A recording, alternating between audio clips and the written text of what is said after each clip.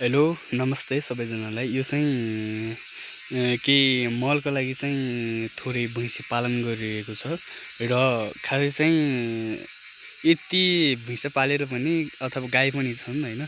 यसको चाहिँ यो सानो पाडो भन्छ, पाडी हो, तर थोरै मात्रामा दुध दिने गर्छ र जङ्गलमा थोरै घाँस ल्याउन पनि धेरै कठिन छ के बर्खाको टाइममा होइन।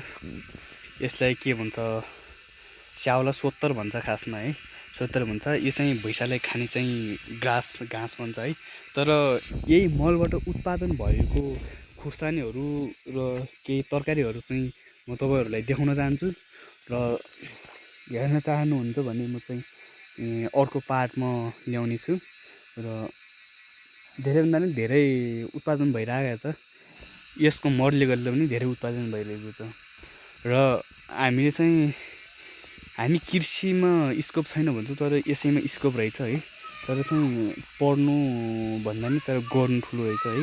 तर यो चाहिँ सक्नुहुन्छ, हेर्न सक्नुहुन्छ। यो चाहिँ भैँसी हो, म यसलाई थोरै घाँस हाल्छु है। सबैलाई माया देखाइदिनु होला ल। यसलाई पनि हाल्छु।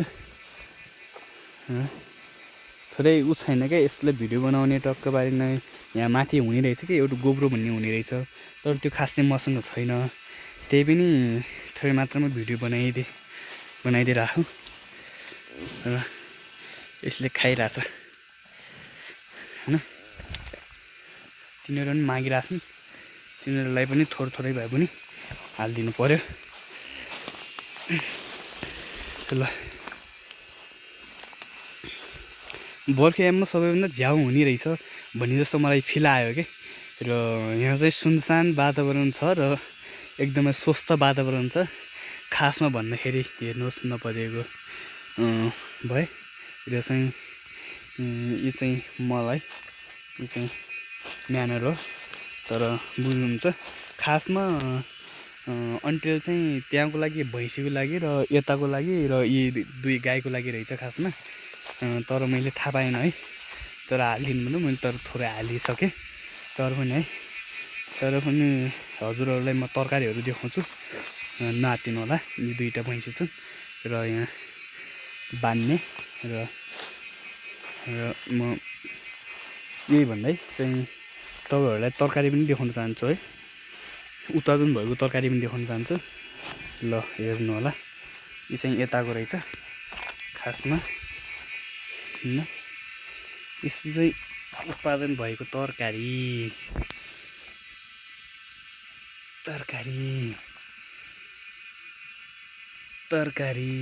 ल हेर्नुहोस् है। यहाँ चाहिँ धेरै तरकारीहरू उत्पादन भइरहेको छ होइन। यति सानोमा पनि लागिरहेछ क्या, तपाईँ देख्नु सक्नुहुन्छ। बोट चाहिँ हिरै सानो छ है, हिरै सानो छ, तर चाहिँ लट्रम्म फलिरहेको छ। त्यसै गरी कृषिमा चाहिँ के छ, स्कोप छ र हामीलाई यही लगो कि यहाँबाट हामीले धेरै तरकारीहरू अथवा विभिन्न अरू तरकारीहरूमा चाहिँ उत्पादन गरेर हामीले चाहिँ बजारीकरण गर्दा र यसमा चाहिँ थोरै भयो भने पैसा आउँछ र सानो लगानीबाट एकदम ठुलो लगानी पनि हुनसक्छ र यसो गर्दै हामीले चाहिँ पछि फर्म खोल्न पनि सक्छौँ। र खास चाहिँ म यो बनाउने थिइनँ, तर मलाई रहर थियो, रहरको कारणले बनाएको भिडियो खासमा। देख्न सक्नुहुन्छ यताको मौसम पनि क्लिनहरू छ, यताको पनि क्लिन छ है।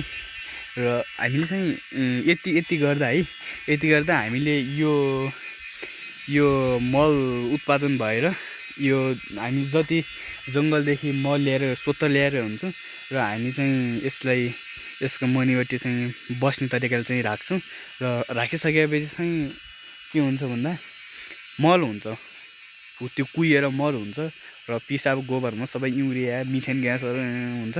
र त्यसैले गर्दा यो के अरे उत्पादन भएको मलले गर्दा हामी चाहिँ विभिन्न फुलहरूमा तरकारीहरूमा र उता चाहिँ तपाईँले देख्न सक्नुहुन्छ। यहाँ तल पुरै चाहिँ यो मल हाल्ने गर्छौँ हामी।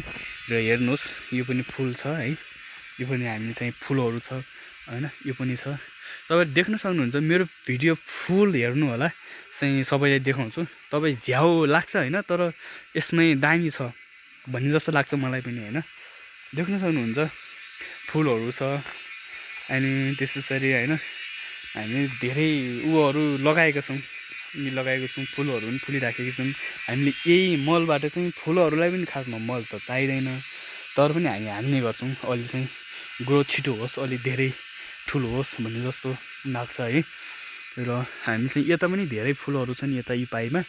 र अहिले चाहिँ म चाहिँ यो भिडियोहरू चाहिँ म नेक्स्ट पार्टमा देखाउने छु। र चाहिँ यो हेर्नुहोस् फुलहरू पनि कस्तो रङ्गीन तरिकाले फुलिरहेको छन्, यो हेर्नुहोस् है, यो हेर्नुहोस् है। चाहिँ म खासै यो त बनाउने भनेको थिएन, तर पनि मलाई रहर लागेर चाहिँ बनाएको हुँ जस्तो लाग्छ मलाई है। देख्न सक्नुहुन्छ है, यो चाहिँ त्यही मलबाट चाहिँ उत्पादन भएको चाहिँ यो फुल हो है। र हामीले यसरी विभिन्न दैनिक जीवनमा प्रयोग हुने खाद्यान्न बाली हामी चाहिँ त्यही मलबाट नै यति धेरै उत्पादन गर्न सकिन्छ। र चाहिँ हामीले चाहिँ यो कुकुम्बर है, यसलाई चाहिँ नेपालीमा भन्ने गर्छ काँक्रो, र हामी लगाएका छौँ। लगाएर चाहिँ त्यसकै मलले गर्दा यो धेरै उत्पादन हुने गर्छ। र चाहिँ यो चाहिँ मकैको बारी, त्यही मलबाट चाहिँ यो खाद्यान्न बाली हामी चाहिँ दैनिक जीवनमा प्रयोग गर्ने गर्छौँ। र यसभित्र पनि विभिन्न तरकारीहरू लगाएका छौँ। र चाहिँ यो चाहिँ थोरै भए पनि अनार है, ग्रेप्स अङ्गुर भन्छ नेपालीबाट। यो चाहिँ नासपातीको दाना है, तपाईँहरूले देखिसक्नु भएको छ। खासमा मैले यति भिडियो लामो किन बनाएँ भन्दाखेरि, तर मलाई लामो बनाउने मन लाग्यो है। थोरै भए पनि सुन्तला छ है, तर होइन यता पनि सुन्तला छ, यता पनि यो चाहिँ यसको एक्ज्याक्टली मलाई नाम त थाहा भएन, तर चाहिँ जे भए पनि हो है। यो पनि एउटा फल नै हो। र चाहिँ यहाँ फर्सी पनिहरू छन्, फर्सी पनि देख्न सक्नुहुन्छ। र त्यसै गरी गाई भैँसीलाई फोडरको रूपमा अथवा घाँसको रूपमा चाहिँ, यो चाहिँ ग्रासको रूपमा चाहिँ यसको पनि हामी प्रयोग गर्छौँ। यो चाहिँ उन्नत जातिको बिउ हो। यो चाहिँ एउटा कुनै ठाउँबाट नै यो उत्पन्न भएको हो। र त्यसैले गर्दा धेरै त छैन खासमा, तर मकै पनि उत्पादन राम्रै ग्रोथ भइरहेको छ।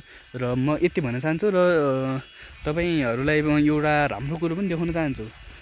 के हो, केरामा पनि राम्रो ग्रोथ हुनको लागि पनि के चाहिन्छ, मल चाहिन्छ। र मल चाहिन्छ, त्यसै कारण यसो चाहिँ सिड है, यो चाहिँ सिमी हो। र चाहिँ यसभित्र पनि धेरै तरकारीहरू छन्।